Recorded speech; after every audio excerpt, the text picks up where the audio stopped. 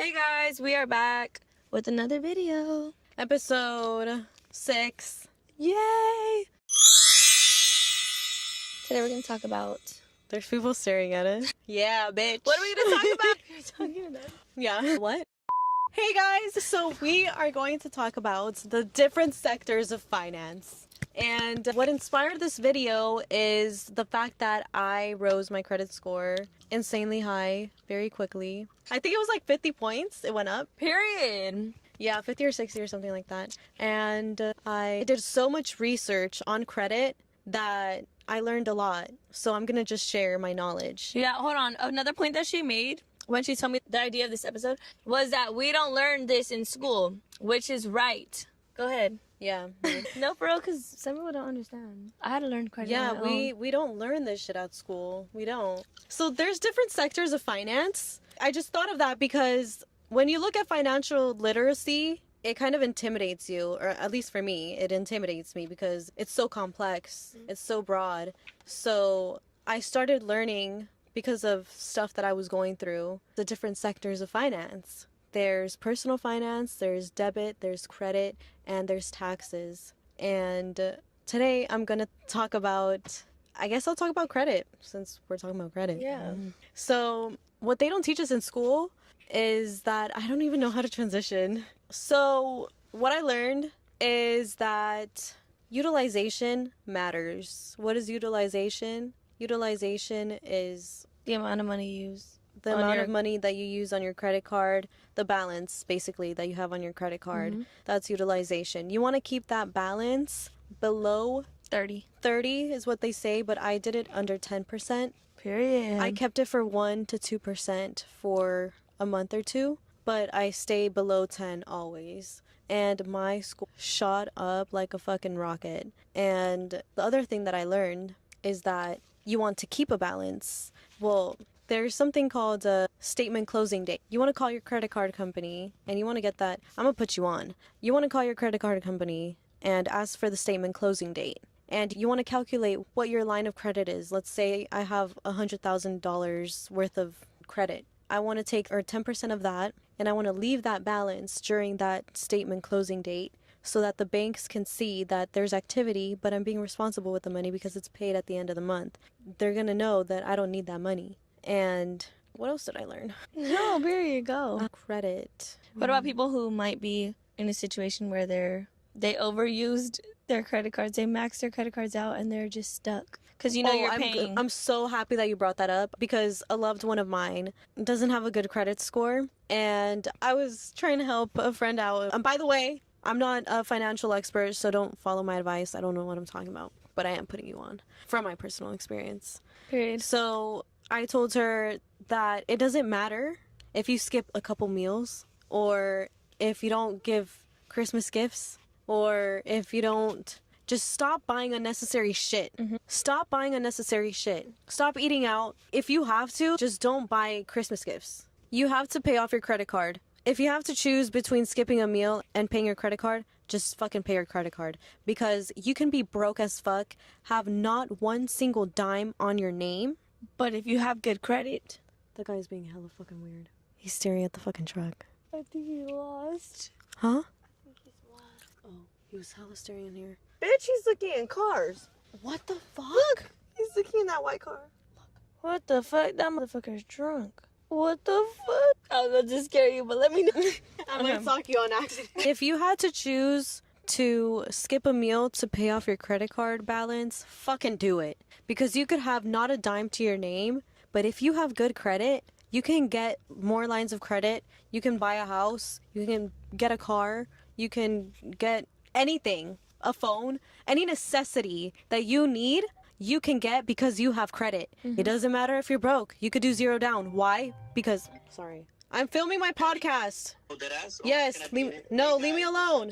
Hey guys. My brother, I love you. Go. I'm mad at you though, troublemaker. So, You could have, as long as you have credit, you can get any necessity you need. yeah. With zero money. You can to get your anything that you need. You could put 0 down. Why? Because you have good credit. So, that's the starting point. That's the starting point. because I'm trying to start a business. We're trying to start businesses, and I can't apply for a business credit card without being the guarantor for my business.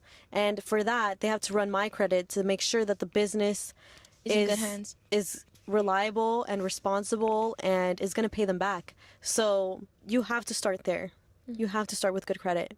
Another thing I have to mention about credit is payment history. You have to pay on time. That's one thing that I have 100% on. That's so good because so I work at a dealership and we call the banks when we can't approve someone. We call the banks and we try to convince the banks to approve them, and they are fucking motherfuckers. I'll tell you that. We were trying to approve this guy with a 630 or 650 credit score, and he always pays on time. The only thing, he forgot to change his credit card and he paid it 30 something days late, and he went on a payment plan because he was over miles on his lease. He couldn't pay it upfront, and the banks were looking at that and they dismissed all the 4 cars that he's gotten with us and the loyalty and the on-time payments he's had for the past decade. Just because one late payment, they were like, yeah, no. Wow. He makes $25,000 and he should fucking pay his fucking thing. Wow. And they're ruthless. The banks don't give a fuck. Wow. So you definitely do not want to be late on a payment because payment takes up to 35% of your credit score. Wow. That is a big ass chunk. Wow. One late payment hurts more than utilization. I'll say that. Wow. One late payment hurts more than utilization. Auto pay is non-negotiable. On-time payments to the banks signals reliability more than anything. So lenders like to see that you can manage different kinds of debt. Auto loans, for example. Another thing that matters for your credit score is the age of your credit. So if you close accounts, your credit kind of restarts. I had 2 closed accounts, so 18, 19, 20, 20. It's like starting all over. Wow. I only have 2 years of credit. Bro, what? Yeah, I only have 2 years of credit history. So you want to make sure that whatever accounts you have, you leave them open. And it's, again, important to not pay late because you have to keep the accounts open for tenure and reliability. Wow. That's what you have to look out for.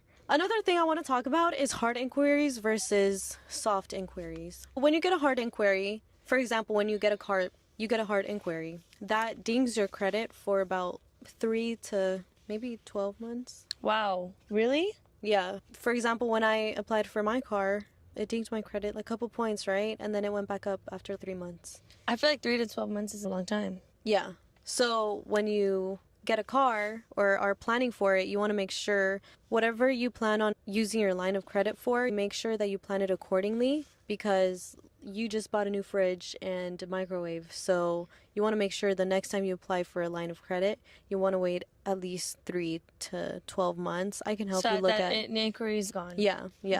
So you look at the inquiry till it's gone and then you apply for another thing. Got it. And it's never happened. That's how you play the game because life is a game. This is a level. Period. I'm teaching you how to unlock that level. Bitch. So, for example, too many hard inquiries, the banks think you're desperate. For example, when you get a car and you run credit at every dealership you go to, the banks are not going to approve you because they're going to be like, why you can't get approved somewhere else? Why are you getting a car here? Why couldn't you get a car there? You couldn't make the payments? Can we trust you with our money? That makes sense. So yeah, just be strategic and space out your credit apps. Let's talk about interest equals silent tax, bruh. For real. Interest is silent tax. Interest only helps banks, not you. Yep. Carrying balances does not help build credit, bro. It does not help build credit. It worsens it. Yeah, you can show utilization without paying interest. Just don't spend more than you would normally. Yeah. Spend the amount that you can pay back. Yeah, I was just telling my loved one, don't spend more than what you can afford. Don't spend more than what's in your debit checkings account. Yeah. Don't go past that. Yep. Don't spend more than what you would on your debit account. Exactly. It's that simple. So let's talk about how credit limits kind of matter more than spending. Higher limits equals lower utilization. For example, my manager, she was telling me, because I was telling her I had bad credit at the time. She was telling me, just put everything on the credit card. Spend everything you have and put it on the credit card. And it rose my credit up. And credit is not a one size fits all. It's tailored differently to each individual because she has a way higher line of credit than I do. So her utilization might have been under 10% or 30%, but mine wouldn't. So you need to calculate your line of credit, make sure you do 10% of that because not everyone is the same. And I didn't listen to her, thank God. And I waited now till I got my new credit card, and now I'm spending everything on my credit card, and my credit is going to go up. Don't be afraid to put everything on the credit card As long as you pay back. as long as you can pay back, but as long as it's under 10% of your utilization. Wow. The more higher credit lines you have, or lines of credit you have, The less utilization. the more you can the more you can use. yeah, the more you can use. 'Cause the you can just put utilization would be- everything on lines of credit, and then credit starts working for you. Because once you start using credit crazy, putting everything on the cards or on your lines of credit, and obviously it's under utilization and you paid on time, your credit is going to start working for you. That's so true. And that brings me back to the statement closing date. You want to call your bank and you want to ask them, you want to call the bank and ask them what your statement closing date, because it's not the same for everybody. It's not the same for every card. So you want to keep 10% of that utilization during that date and pay it on time. All right, so that is it for credit, y'all. I hope that I was able to help you guys see a better picture and understand and become more literate in that sector of finance and level you up. So let's end this with a closing prayer. I guess I'll pray since I'm a little inspired right now. Allah, I want to thank you for inspiring me today, and I want to thank you for everything that you do. I know that nothing is a coincidence and everything happens for a reason, and I want to thank you for that, because sometimes I don't know, or we don't know what that reason is, but you do. So I trust you. My trust is in you, and I feel like I'm getting closer to you, and I want to emphasize that I want to get closer with you too. And please come closer. Amen. Amen. That was more tailored to me, but No, that's good. The prayer is a prayer. yeah. So thanks, guys. That concludes this episode, and we'll see you for our next episode. 7.